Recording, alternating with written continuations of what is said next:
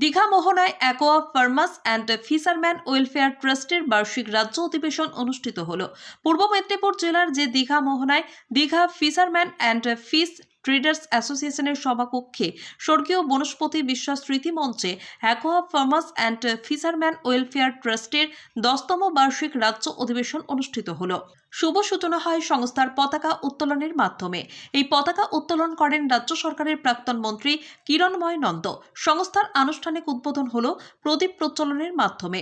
অনুষ্ঠানে স্বাগত বক্তব্য রাখেন Digha fisherman and fish traders অ্যাসোসিয়েশনের সম্পাদক শ্যামসুন্দর দাস, সভাপতি প্রণব কর সহ আরও অন্যান্যরা। Aqua farmers and fisherman welfare ট্রাস্টের বার্ষিক রাজ্য অধিবেশনে 2 দিন ধরে অনুষ্ঠিত হল, অর্থাৎ 4 এবং 5 জানুয়ারি রবিবার এবং সোমবার পর্যন্ত। শেষ দিন অর্থাৎ 5 জানুয়ারি সোমবার অধিবেশনের শেষ দিনে উপস্থিত হয়েছিলেন রাজ্য সরকারের প্রাক্তন মন্ত্রী কিরণময় নন্দ। উপস্থিত হয়ে মৎস্য নিয়ে বিশেষ আলোচনা করেন। এই সংস্থার 10তম বার্ষিক রাজ্য অধিবেশনে 23টি জেলা থেকে প্রতিনিধিগণ উপস্থিত ছিলেন। সবচেয়ে বড় দরকার সেটা হচ্ছে সমন্বয়। সরকারের কাছে সরকারের একটা দায়িত্ব আছে, মৎস্যজীবী সংগঠনের একটা দায়িত্ব আছে, বিশেষ করে যারা চিংড়ি মাছ চাষ করে রপ্তানি করে এমপিটার একটা দায়িত্ব আছে। এই সমন্বয়টা যদি ঠিক মতো তৈরি করতে পারে এবং সরকারকে বোঝাতে হবে এটা একটা আনঅর্গানিক সেক্টর হলেও এর গুরুত্ব অপরিসীম।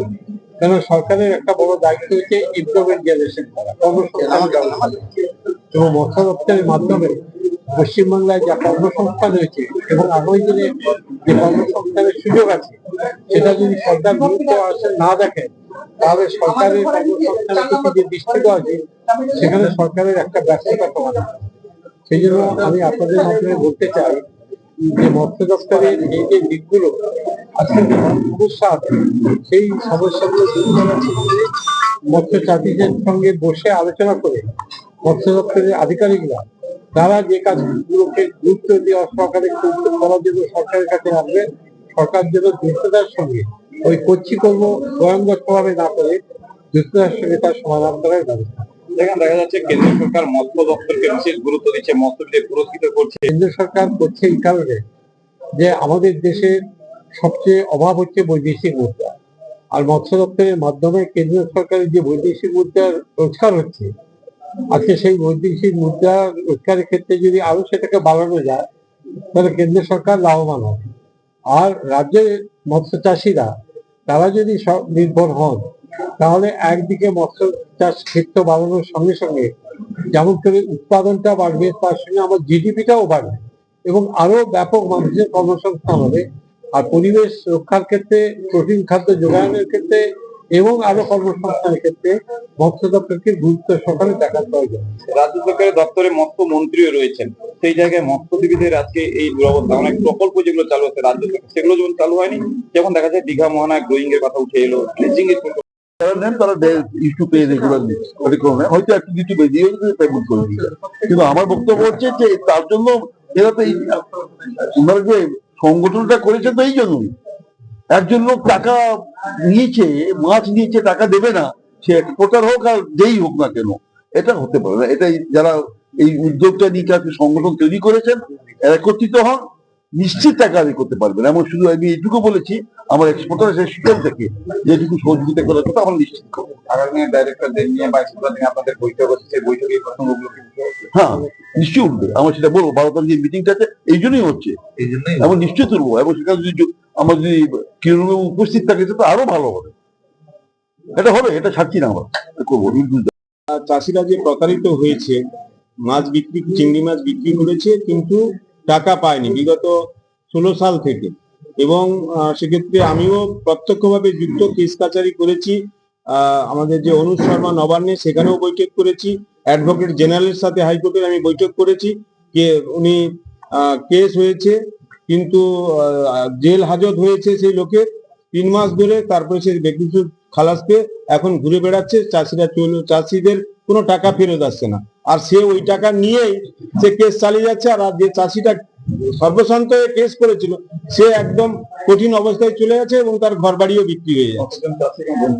অনেক চাষি যারা, যেটা আমাদের শ্যামচন্দ্র বাবু বললেন যে অনেক চাষি বকেয়া আছে, তাদেরকে কি করছে না, তাদেরকে একটু ওই যে ছিপে মাছ ফেলা মতন একটু টাকা দিয়ে দিচ্ছে, তো সেইটা নিয়ে সেই সমুদ্রে ভেসে যেমন একটা খড় পেলে সেটাই ভেসে আছে, মুখ খুলছে না। কিন্তু আমি জানি কয়েকজন এগিয়ে এসে, যেমন শঙ্কর বাবু আছেন, অরুণ দাস আছেন, মলয় সাহু আছেন, এরকম কিছু লোক এগিয়ে এসে যাদের 2 কোটি 3 কোটি টাকা বাকি আছে, এবং তাদের ব্ল্যাঙ্ক চেক গুলো আমাদের সভাপতি মৎস্য কর্মাধ্যক্ষ তরুণ জানার কাছেও জমা দিয়েছেন, এর ডাইরেক্টর আমাদের মহান্তির কাছেও জমা দিয়েছেন, কিন্তু কোনো কার্যকরী হয়নি। কোন কোন জেলা আমাদের সাউথ, নর্থ এবং পূর্ব মেদিনীপুর। মিনিমাম কত টাকার এইভাবে এক্সপোর্টার? যেটা আমার কাছে খবর আছে ভারবেলি, কারণ সবাই মুখ খুলতে চাইছে না, সে 400-500 কোটি টাকা। এক্সপোর্টার এটা করেছে কতজন? কিছু এক্সপোর্টার আছে, কিছু এক্সপোর্টার এবং এক্সপোর্টারের কিছু এজেন্ট রয়েছে, যে এজেন্ট গুলো মানে টাকা নিয়ে হাওয়া। এবার সিস্টেম, আমার এখানে দাবি হচ্ছে গভর্নমেন্টের কাছে যে আমাদের রাজ্য সরকার যেহেতু এখানে তার চাষি এখানে চিংড়ি চাষ উৎপাদন করছে, সেই চিংড়ি চাষ গুলো কে দেখার দায়িত্ব আমাদের রাজ্য সরকার, আমাদের অভিভাবক হচ্ছে রাজ্য সরকার। আমরা মুখ্যমন্ত্রীকেও জানিয়েছি, আমরা আমাদের মৎস্যমন্ত্রীকে জানিয়েছি, ডেপুটেশনও দিয়েছি, কিন্তু কোনো কার্যকরী হয়নি। এবং শেষমেশ আমরা যারা চাষিরা বললাম ঠিক আছে অপেক্ষা করুন একটু, আমাদের উপদেষ্টা যিনি রয়েছেন মাননীয় কিরণময় নন্দ, যেটা প্রাক্তন মৎস্যমন্ত্রী পশ্চিমবঙ্গ সরকার, তাকে জানাই, তারপরে আপনারা যা ডিসিশন নেবেন। এবং মুখ্যমন্ত্রীকেও একটা আপনারা সম্মিলিতভাবে চিঠি লিখুন যে ম্যাডাম আমরা সর্বত্র গেছি কিন্তু টাকা পাইনি, এবার আপনাকে জানালাম, এরপরে আমরা আত্মহত্যার ছাড়া কোনো পথ নেই। এখানে 70,000 মৎস্যজীবী রয়েছেন, সেই জায়গায় সরকার এভাবে বঞ্চিত হচ্ছে, এমনকি সরকার মৎস্যজীবীদের থেকে কোনো গুরুত্ব দিচ্ছে না বলে কি মনে হচ্ছে? ব্যাপারটা হচ্ছে, এটা ব্র্যাকিশ ওয়াটারের ব্যাপারটা বললাম, মৎস্যজীবীদের আমরা যেটা বলতে চাইছি যে সরকারও চাইছে, বিভিন্ন প্রকল্প নিয়ে এসছেন, মনে হয় রাজ্য সরকারের নিজস্ব প্রকল্প 16টা, এবং যেটা কেন্দ্রীয় এবং রাজ্য সরকার মিলে প্রায় 37টা প্রকল্প রয়েছে। সেই প্রকল্পগুলো কিন্তু আমাদের মুখ্যমন্ত্রী এটা মৎস্য চাষীদের উন্নয়নের জন্য, মৎস্যজীবীদের জন্য উন্নয়নের জন্য এটা করেছে, কিন্তু দুর্ভাগ্যের বিষয় সেটা যে যেভাবে মূল্যায়ন, যে সঠিকভাবে মূল্যায়ন হওয়ার দরকার সেটা হচ্ছে না, এটা পাচ্ছে না সেটা। কারণ আমরা ময়না মডেলটা দেখুন, ময়নাতে সম্ভব হচ্ছে, অন্যান্য জেলায় সম্ভব হচ্ছে না কেন, সেটা দেখার দরকার আছে। এবার যে আমি নিজেই আলিপুরদুয়ার থেকে শুরু করে কয়েকটা জেলায় দেখেছি, আমার চাষিরা যেখানে 1,500 কেজি মাছ পাওয়ার কথা সেখানে 300 কেজি পাওয়া যাচ্ছে, আবার পুকুরে মাছ ঢেলে দিচ্ছে, তারপরে মরে যাচ্ছে।